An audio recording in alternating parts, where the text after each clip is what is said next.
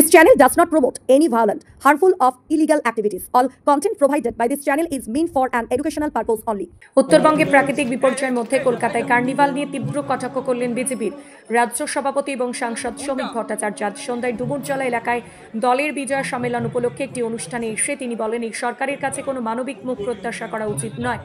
আজকের দিনটা উৎসব বা আনন্দের দিন নয়। মুখ্যমন্ত্রী কার্নিভাল বন্ধ রেখে আজকে উত্তরবঙ্গে যাওয়া উচিত ছিল। এই সরকার প্রাকৃতিক দুর্যোগ প্রতিরোধ করতে ব্যর্থ। এই সরকারের দুর্নীতি এতটাই বেশি যে পুরসভাগুলো জলজমা রুখতে পারে না। তিনি আরও অভিযোগ করেন, উত্তরবঙ্গের নদীগুলির পাশ থেকে বেআইনিভাবে বোল্ডার তোলা হয়েছে, সেন্ট মাইনিং করা হয়েছে, বনজঙ্গল কেটে সাফ করা হয়েছে। এতে নদীর গতিপথ বদলে গেছে। এর ফলে এই পরিস্থিতি। কলকাতার বিপর্যয়ে দেখা গেছে 11 জন মারা গেছেন, এখানে তাই 20 জন। প্রধানমন্ত্রীর দপ্তর থেকে প্রতি মিনিটে খবর নেওয়া হচ্ছে। এনডিআরএফ সহ বিপর্যয় মোকাবিলা দপ্তরের কর্মীরা ঝাঁপিয়ে পড়েছে উদ্ধার কার্যে। ত্রিপুরার প্রাক্তন মুখ্যমন্ত্রী এবং সাংসদ বিপ্লব দেব সিকিমে আটকে পড়া পর্যটকদের সাহায্যের জন্য পাঠানো হয়েছে। আপনারা দেখছেন আনন্দ বাংলা সবার আগে। আমাদের বিরোধী দলনেতা আজকে একটি অরাজনৈতিক মিছিল কলকাতা শহরে করেছেন প্রতিবাদ করে। এখন পর্যন্ত খবর আমাদের কাছে যা আছে তাতে 23 জন প্রাণ হারিয়েছেন, বহু কর্মী আমাদের কাছে যে খবর দিচ্ছেন তাতে এখনো অনেক মানুষ নিখোঁজ আছেন, তার মধ্যে বিজেপির পরিবারের ভাই বোনেরা রয়েছে। ভাই আজকে দিনটা সুখের দিন নয়। এই 21 জন আজকে যারা মারা গেছেন এখন তাদের আত্মার সদ্গতি কামনা করে আমরা তাদের জন্য 2 মিনিটের নিরাপত্তা পালন করি।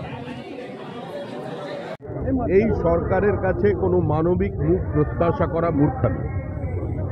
আজকের দিনটা আনন্দের দিন নয়, উৎসবের দিন নয়। আজকের মুখ্যমন্ত্রী যাওয়া উচিত ছিল উত্তরবঙ্গে। তার কার্নিভাল বাতিল করে মুখ্যমন্ত্রী উত্তরবঙ্গে গিয়ে মানুষের পাশে দাঁড়াতে পারতেন। প্রাকৃতিক বিপর্যয় হতে পারে, কিন্তু এই সরকার প্রাকৃতিক বিপর্যয় মোকাবেলায় ব্যর্থ। এই সরকার দুর্নীতিগ্রস্ত।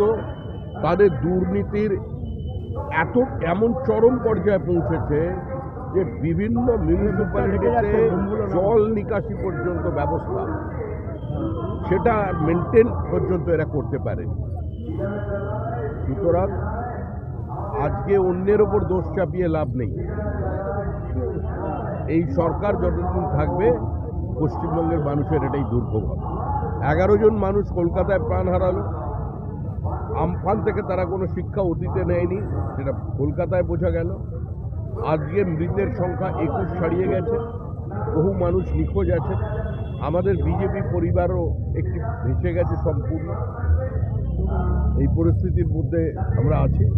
আমাদের সমস্ত কর্মীরা সেবা কার্যে, ত্রাণ কার্যে মানুষের সহায়তা করতে নেমেছেন। প্রধানমন্ত্রী প্রতি মুহূর্তে খবর রাখছেন। বিপর্যয় মোকাবেলায় সরকার ব্যর্থ।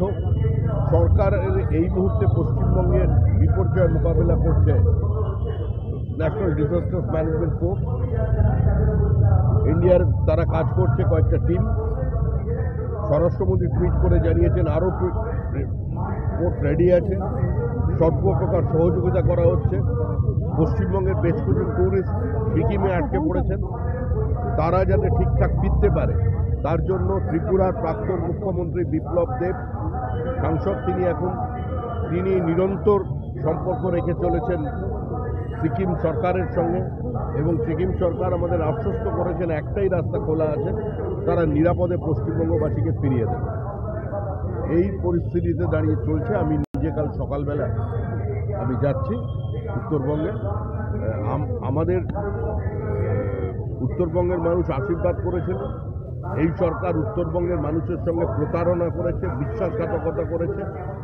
ছোট ছোট নদী থেকে বোল্ডার তুলেছে, ইল্লিগাল স্যান্ড মাইনিং করেছে, নদীর গতিমুখ বদলে গেছে। বহু ফসলি জমি হাজার হাজার একর জলের তলায় চলে গেছে, জঙ্গলের কাঠ লুট করেছে। তো এদের কাছ থেকে মানুষের কোনো প্রত্যাশা নেই, আমাদেরও কোনো প্রত্যাশা নেই, ভরসা নেই সরকারের উপরে। আমরা কর্মীদের বলছি পাশে দাঁড়াতে। সমস্ত সাংসদ বিধায়ক আমাদের যারা আছেন উত্তরবঙ্গের এবং আমাদের পুরো দল আজ থেকেই এই ত্রাণ কার্যে নেমে পড়েছেন। অভিষেক বন্দ্যোপাধ্যায় তৃণমূল কংগ্রেস কর্মীদের নির্দেশ দিয়েছেন পাশে থাকার জন্য, কি বলবেন? আপনারা দেখছেন আনন্দ বাংলা, সবার আগে।